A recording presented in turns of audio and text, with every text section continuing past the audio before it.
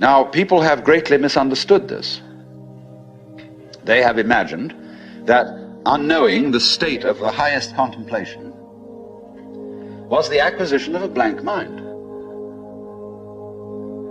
from which you first discarded thought, you went on to discard perception, you went on to discard any kind of sensory content in awareness, until you were, so far as anyone could say, aware of nothing. And they supposed that this kind of catatonic state was mystical consciousness. This is often believed in India.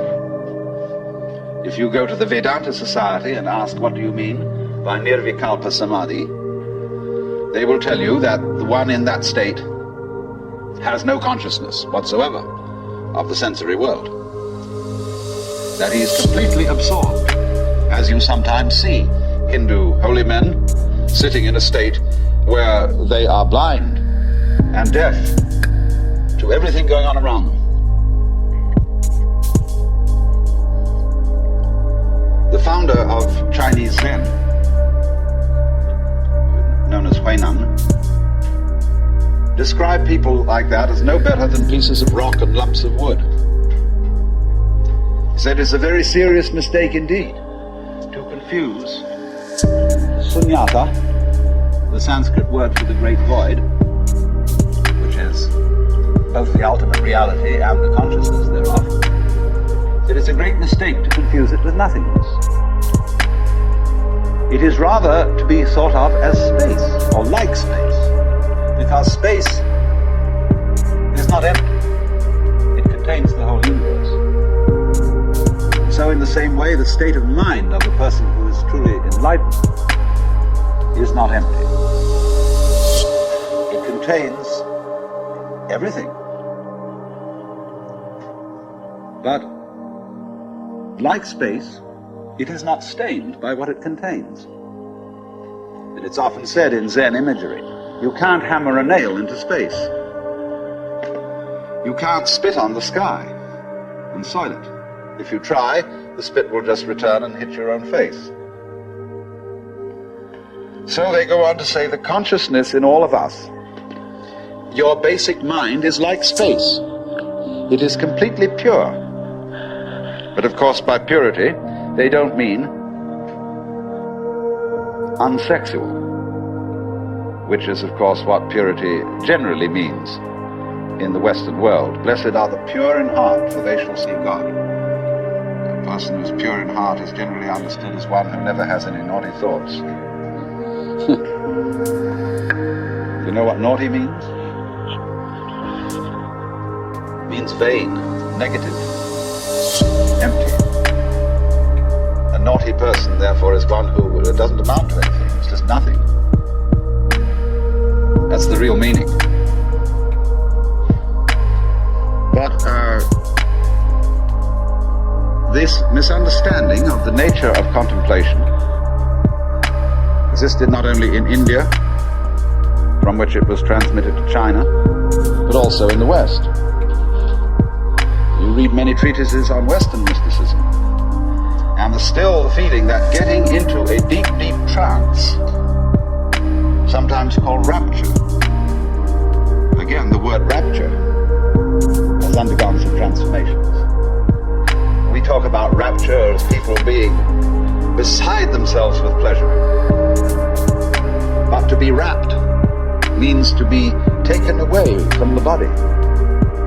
So also ecstasy, we now interpret as meaning in a state of high pleasure. But it means to be outside yourself, to stand outside yourself. Your soul has left you, it is with God. As Arabs say of all crazy people, be kind to them. They're not here, their soul is with God. But actually, if it can be true, as Buddhists say, that nirvana and samsara are one, and if it can be true, as Christians say, that the spirit can be made flesh, the word can be made flesh, then obviously the highest form of man is not sitting in a trance like a lump on a log, with a perfectly blank mind. Because if that were the highest state of consciousness, it would be an exclusive state of mind.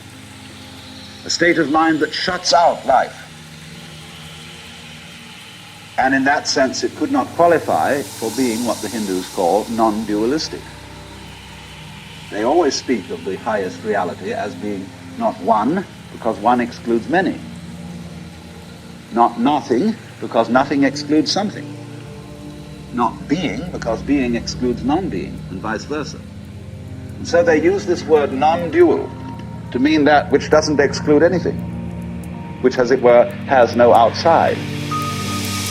As we say, space has no outside. You can only have outsides inside space. You can't have any outsides outside space. There is no outside space, even though space may be curved, finite.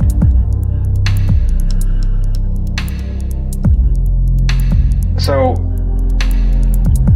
if you want to think, incidentally, of that curved space, go and take a look at a photograph in The Life, a book on mathematics, where there's a picture of a Klein bottle, which is a three-dimensional Möbius strip. A Möbius strip, you know, is a piece of paper that is twisted once and then joined. And it has only one side and only one edge. Now, a Klein bottle is a three-dimensional Möbius strip, and it only has one inside. It has no outside. You could say it has an inside and no outside, or it has an outside and no inside. It's a fabulous little trick. But something like that would be the nature of space, as that which does indeed transcend the opposites. Not quite. No, we'd have to do one extra move on a serpent to make it into a Klein bottle. You'd have to tuck its head through the side of its skin and make the aperture through the mouth continuous with the inside of the serpent towards the tail, you see.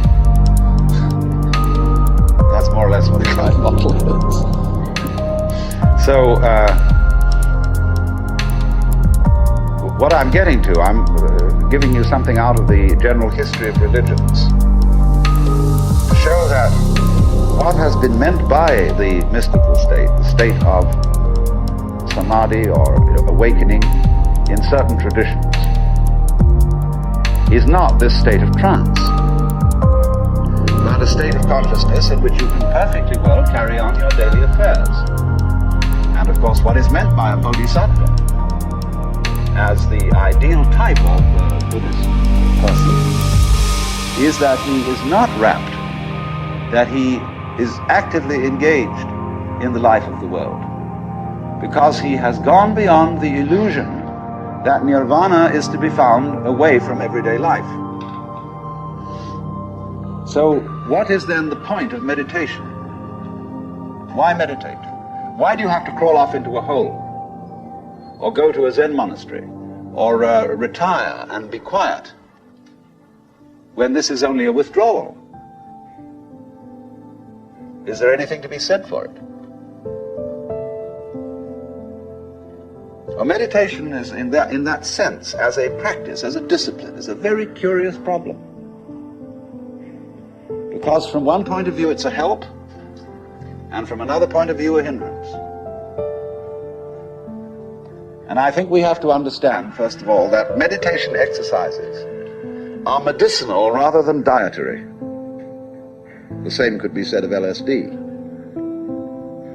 A medicine, not a diet. Something that is described in Zen as when you want to open a door, or summon someone to open the door for you, you pick up a brick and you knock on the door, but you don't carry the brick into the house. When you need a raft for crossing a stream, you cross the stream on the raft, but you leave the raft on the bank at the other side. You don't go carrying it around.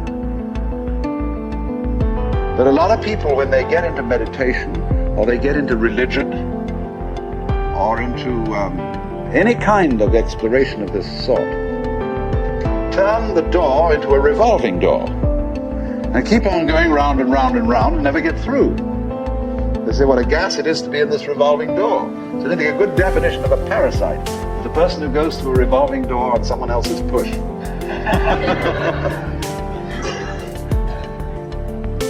So there are all sorts of people in the religious racket who are going through revolving doors. And they're very bitter about people who walk right through and leave the door behind because they say, well, you haven't paid enough respect. You must really understand religious one-upmanship. It's a tremendously important thing. And don't be caught out by this, because what happens is there's a little game going on, which I'm going to initiate you into. And it's played in Zen, which is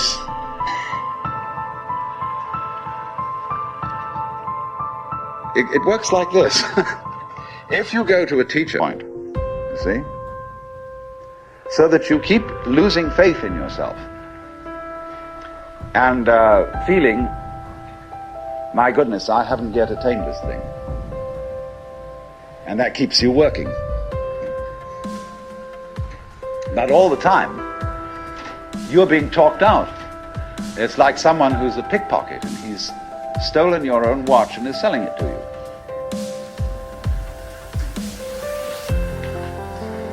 But just so long as you can be talked out of yourself, you deserve to be.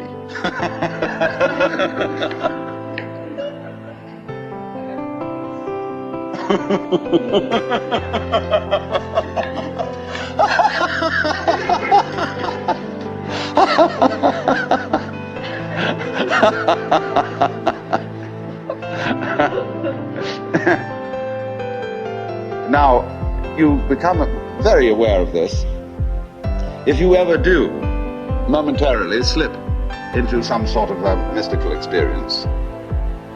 You become aware of this tremendous gamesmanship going on.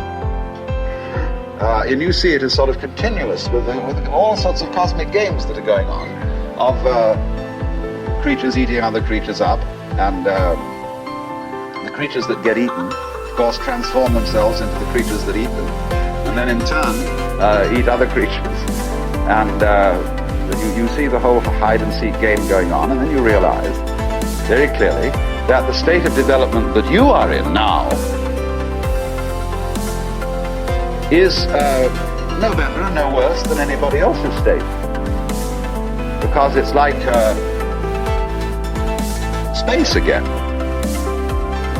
Which planet is in, or which star is in the best position?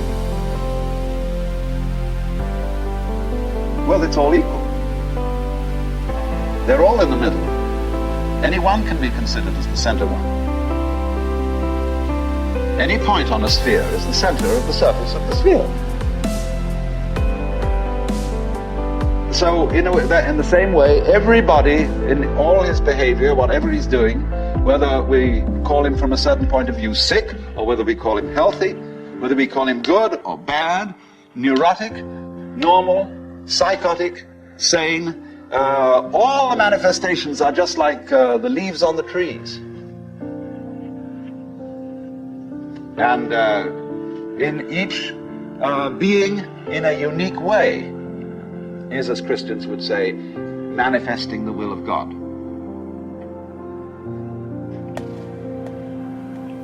So, there really, from that point of view, there is nothing to do to attain Buddhahood. Nothing at all.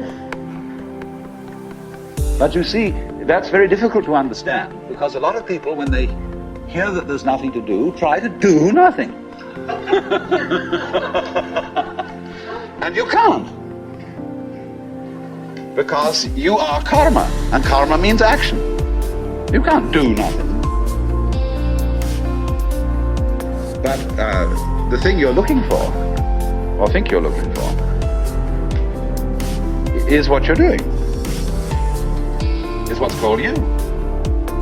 Only, of course, as we all know, we've got ourselves into the idea that oneself is so difficult to see. Because it's like, as I've often said, trying to bite your own teeth or look into your own eyes, and you can't find it. It's always behind. It's like your head is, from the optical point of view, a blank space. Neither light nor dark. It's right in the middle of everything. And so, one of the great tricks of gurus is to set people looking to their heads. There's a famous story of a king in India in ancient times called Yajnadatta. And one morning he woke up and reached out for his mirror and brought it over. No head. He was looking at the wrong side of the mirror. And you know, he was kind of bleary-eyed and had a hangover. So he summoned servants and said, "Ye gods, I've lost my head. Find it." And they said, "But Your Majesty, it's there on your shoulders." He said, "It is not. I can't see it in the mirror. Nobody can show me my head." So they were rushing all over the place, looking for the head. Now the trick to that is, of course, that you are perfectly well aware of your head, only not in a form in which you expect to be aware of it.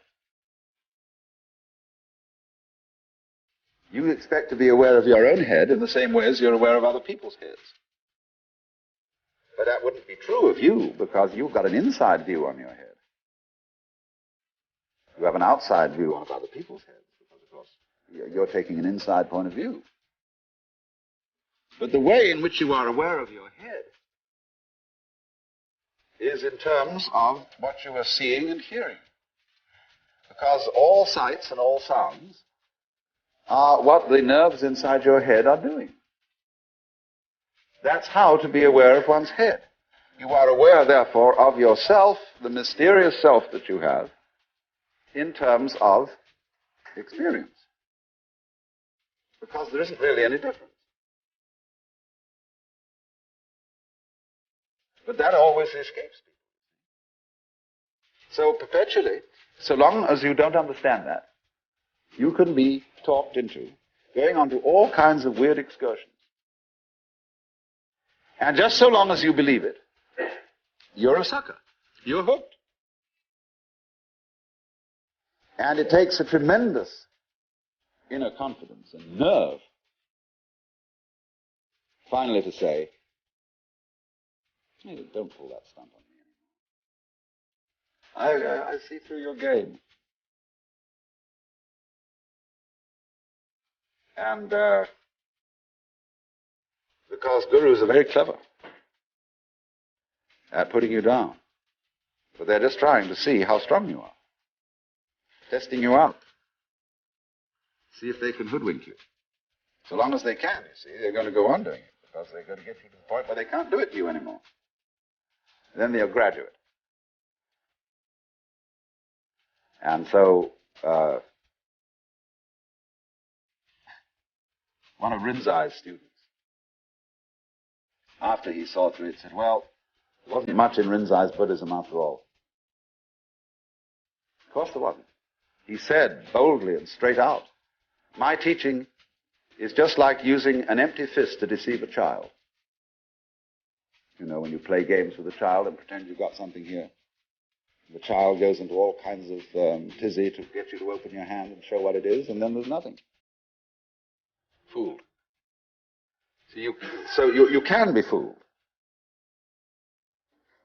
As long as you can be fooled. When you can't be fooled, you don't ask the question anymore. Because it's all become clear. It's all become clear that there is no puzzle about this universe. What makes you think there are puzzles about this universe? Very simple reason. You're trying to explain it.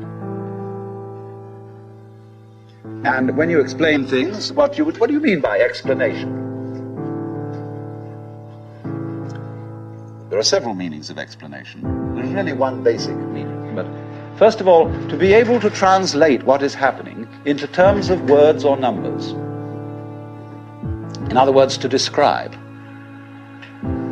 But a real explanation is not just a description.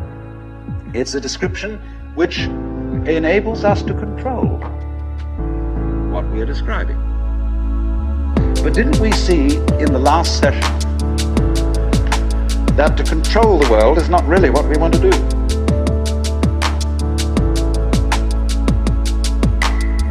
So that if all explanations have as their function enabling us to control things, then maybe an explanation isn't what we wanted.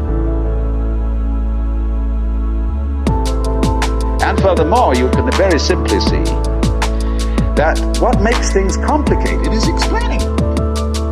When somebody explains to you how a flower works, and he's a great botanist, and analyzes all the innards of a flower, and shows the channels, the fibers, the processes of reproduction, and so on that go on in it, everybody stands fascinated. See, how complicated that is. How clever God must have been to create that flower, to have all that complexity going. It isn't complicated at all. It's only complicated when you start thinking about it. Because the vehicle of words is a very clumsy one. And when you try to talk about the processes of nature, what is complicated is not the processes of nature, but trying to put them into words. That's as complicated as trying to drink up the ocean with a fork. It takes forever. And so this intense complexity that we see in everything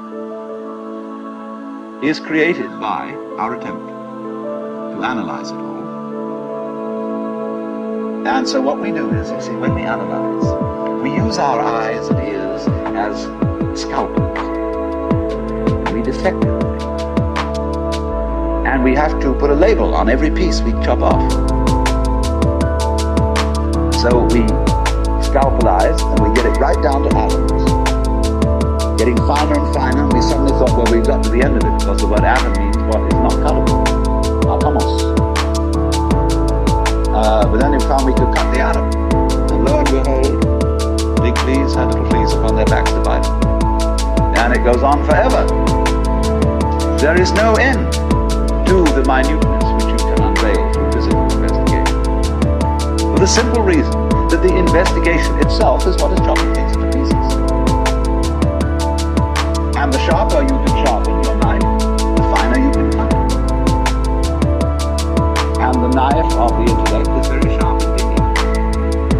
And the sophisticated instruments that we can now make, well, there's probably no limit.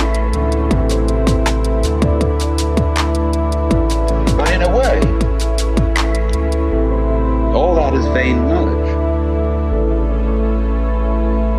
In a way. Because you see, what it does is it gives you the illusion that you've solved your problems. When you have controlled certain things and you have solved certain problems, practical problems, you say, fine, more of that, please. Let's go on solving problems. And then you do. You create a world of people, as we are today, far more comfortable than people who lived in the 19th century.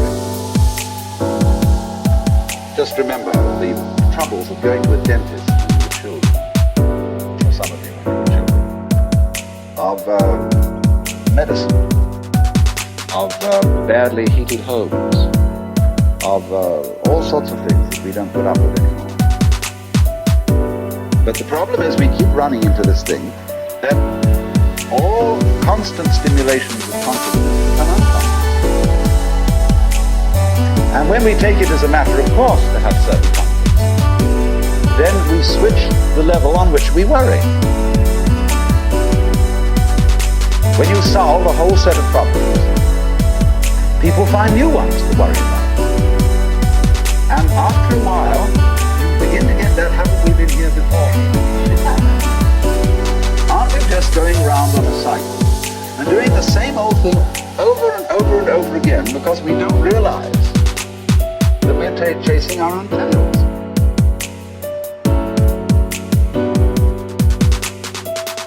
By an eternally recurrent process of not knowing who you are.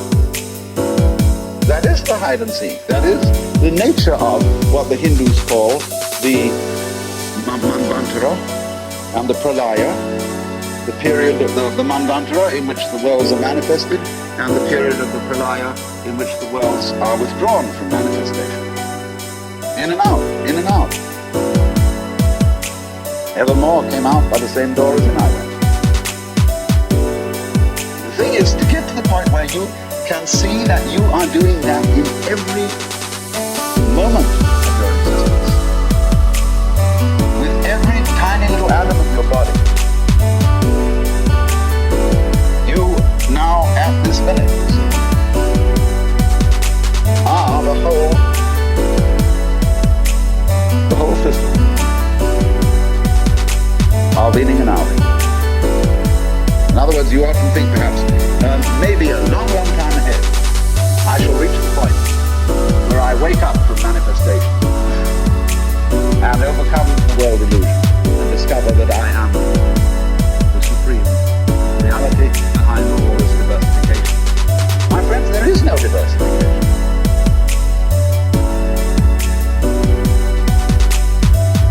In other words, what you call diversification is your game. In the same way as you chop the thing and then you say it is made of pieces. Or you forget that you cut it. So when you see the world is complicated, that there are life problems, and that you might one day succeed. Hundreds and hundreds of people are running like mad after something that they call that is success, and they have no idea what it is. So in exactly the same way, the good is keeping you running and running after spiritual attainment. You don't know what you want. This is where Krishnamurti is so clever. Because he says, if you ask me for enlightenment, how can you ask me for enlightenment? If you don't know what it is, how do you know you want it? Is that any concept you have of it will be simply a way of trying to perpetuate the situation you're already in. If you think you know what you're going out for, all you're doing is you're seeking the past, what you already know, what you've already experienced. Therefore, that's not it, is it? Because you say you're looking for something quite new. But what do you mean new? What's your conception of something new? Well, you think, I can only think about it in terms of something old, something I once had. So he doesn't say anything. He doesn't indicate anything positively. Everybody says, why are you so negative? Why don't you give us something to hang on to? Well, the simple answer is it would be spurious. You don't need anything to hang on to. You're it. You don't need a religion. But then you say, well, what is all this religious stuff about then? Why don't we just forget it? And try. By all means, just go away. Don't go to gurus, don't go to church, don't enter philosophical discussions. Forget it. But then you'll realize that by having consented to forget it, you're still seeking. What a trap. What can you do? You see, if you stay here and listen to me or to anyone else who comes around here, you're fooling yourself. But if you go away, you're fooling yourself too. Because you still think that's going to improve your situation. It won't. And therefore, when you discover that it doesn't, you'll think, well, maybe it was a mistake to go away, and you come back to the guru. And he looks at you and says, you are very undisciplined, very inferior student, and you need to apply yourself. Well, as I explained what he's doing. But it comes down in a way to a sort of contest. See? Will you call his bluff? You're afraid. Because you might discover that if you do call his bluff, he's no better than you are. That's what you're supposed to find out. But without being cynical about it. He's as divine as you. But you've got to call the bluff. There's going to be a showdown. And it's a double bind. The whole situation's a double bind. Because it doesn't do any good to stay here, and it doesn't do you any good to go away. either to do something about it or to do nothing about it. Now then, there's something else. When you understand that, and when you realize that there's nothing to realize, because it's all here, then what are you going to do?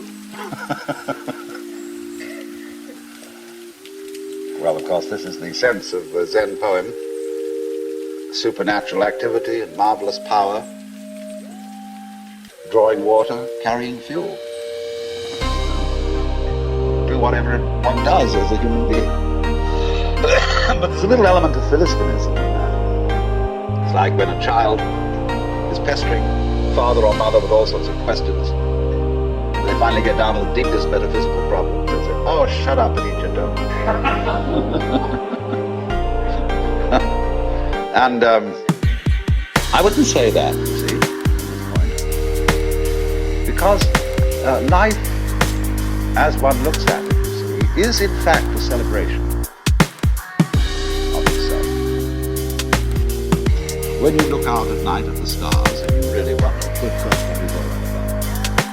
Well, it's a firework display. And it's celebrating high and holy day. As whooping. And the whole world is whooping. It's a kind of exuberance. And therefore the proper function of religion is digging this. It's not seeking. It's not seeking anything, but is, in a way, thanksgiving. That's why, of course, the Christians were right in calling the Mass the Eucharist, the thanksgiving. Only they had such a complicated way of thinking about it, and nobody could understand it. So, in religion, all religious exercises, whether they are meditative or whether they are ritualistic, are whooping. They are not something you do in order to attain anything. They are like art forms, like dancing. They are expressive of attainment, of the attainless attainment. So here's another hang-up for you. When you go to Mr. Suzuki, who runs the Zen Center, he's a good disciple of Dogen, who brought Zen, a certain school of Zen to Japan in the 13th century. Dogen said, you can't sit and meditate unless you're already a Buddha. In which case, why meditate? Well, meditation is just the way a Buddha sits. And he called this sitting just to sit, not to attain enlightenment. Because the minute you do that, you see, you're not meditating.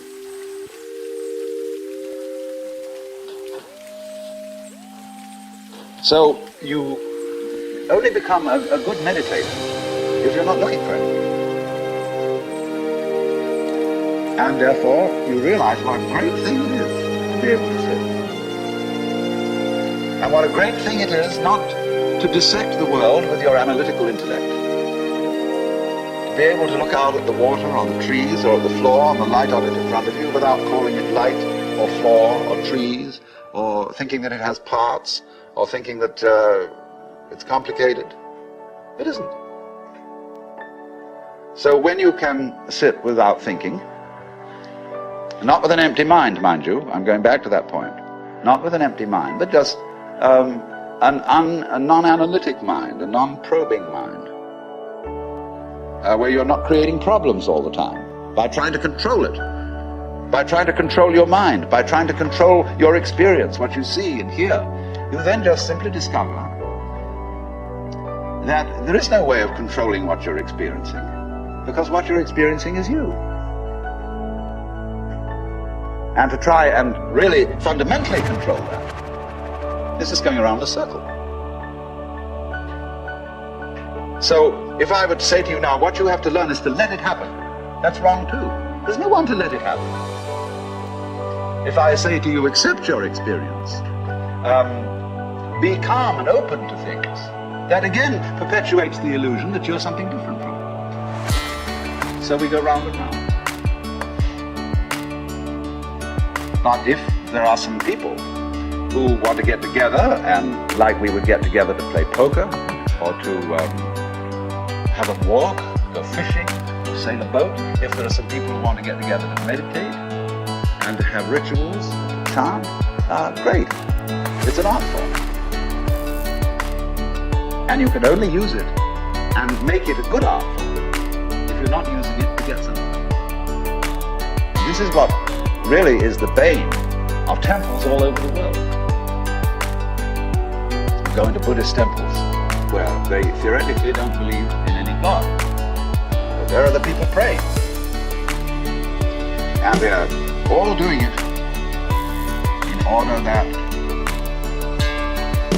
we get a male child next time around, or that the horse recovers from a disease, or that mama gets cured of the dropsy. And all these petitions are going on and on and on. People are always coming to the temple to ask for something.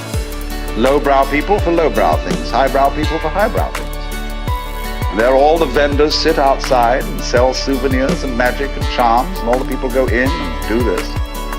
And all these serious priests sitting there, really having to keep up face and say, yes, we can provide these services.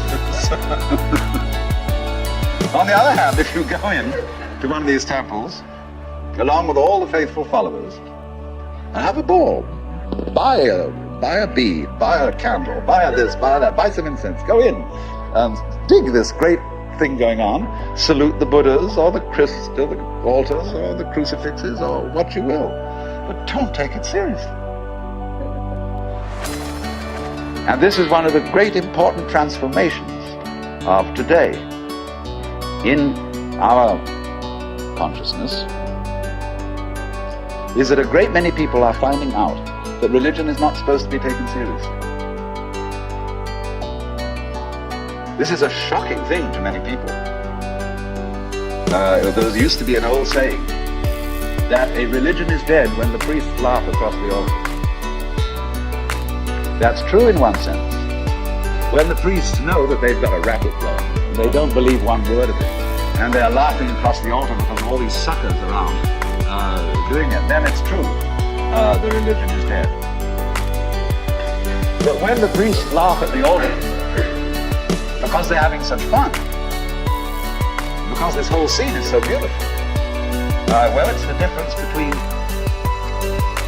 some stuffy old Buddhist priest humming a sutra and Allen Ginsberg chanting a sutra. That's a thing to hear. Other people go, they go on for interminably. It's a bore. They're sick of it. But they get paid for it. This is magical. But when Allen Ginsberg chants a sutra, everybody gets in a circle and he gets these little bells and they get going. It's just like a jam session where everybody is absolutely delighted. Well, that's the way to do it. And if you can't do it that way, forget it.